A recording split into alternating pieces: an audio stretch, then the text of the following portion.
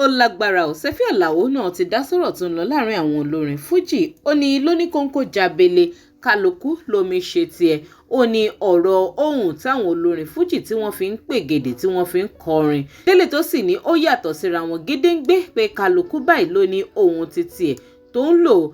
látòrí Alhaji Wasiu Ayinde K1 the ultimate tó fi mọ́ Alhaji Wasiu Alabi Pasuma Saheed Òṣùpá Sule Alao Malaika kódà tó fi mọ́ Obesere ó ní ohun kálukú ló yàtọ̀ ló yọgbọọgba lóní kóńkó jàbèlè ní kálukú ló ń ṣe tiẹ̀ bẹ́ẹ̀ bá gbàgbé ọ̀rọ̀ yìí ló dá lórí rògbòdìyàn tó ti ń lọ láàrin àwọn olórin Fuji láti bí ẹnu ọjọ́ mẹ́ta báyìí pẹ̀lú ohun tí Taye Currency sọ nípa pé ohun Obesere òní Alhaji Wasiu Alabi Pasuma òun ló ń lò eléyìí tó sì ti dá ọ̀pọ̀ gbàgbós kalẹ̀ láàrin àwọn olórin Fuji ẹ tún jẹ́ ká jìjọ wò fúnràn yìí ká gbọ́ ohun tí Sefiu Alao tó náà tó ṣe lálàyé nípa àwọn olórin Fuji àti irú ohun tí wọ́n fi ń kọrin títẹ̀ nìkan fi yàtọ̀ sítẹ̀ nìkejì kẹ́dẹ̀ má bá mi fèrò yín nípa ìsí comment.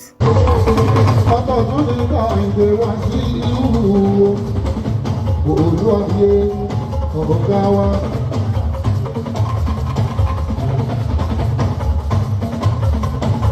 ṣe bá bá lóun àkọ́ni ní sí iná. akọni láìdè méréńgé o. ṣe bá bá kọ́ni láìdè méréńgé o. ọ̀tọ̀ lóun dé wálé àyùbá o. ó ní kò ń kó jàmílẹ̀ kálukú fẹ́ irú sí ilẹ̀. ọkọ̀ lóhùn Àlàbí Pasuma ṣọ́bàtà lóhùn Òṣùpá Sáyídì o.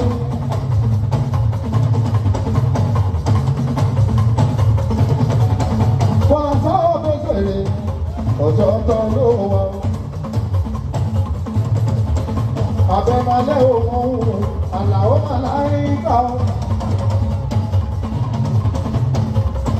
ọ̀tọ̀ ló ń wákà wẹ́wẹ́ ní Súlẹ̀ o. ó ní kò ń kó jábélé ọjọ́ ní tàlà ń ṣe bí ìwò. ó ga ọ ọ̀rọ̀ rẹ̀ o ọ̀rọ̀ lẹ́gbọ́ lẹ́nu Sefiu Alao yìí ojú wo lẹ́yìn náà fi wo ọ̀rọ̀ yìí ẹ máa jọ opinion tiyín sí comment ó lágbára gidi gan àwọn olórin Fuji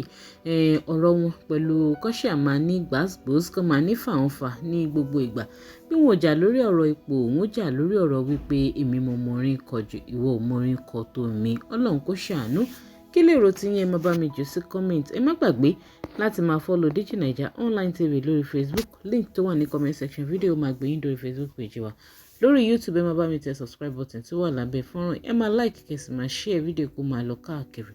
lórí ayélujára ẹ ṣé púpọ̀ tẹ́ ẹ̀ darapọ̀ mọ́ mi ní gbogbo ìgbà.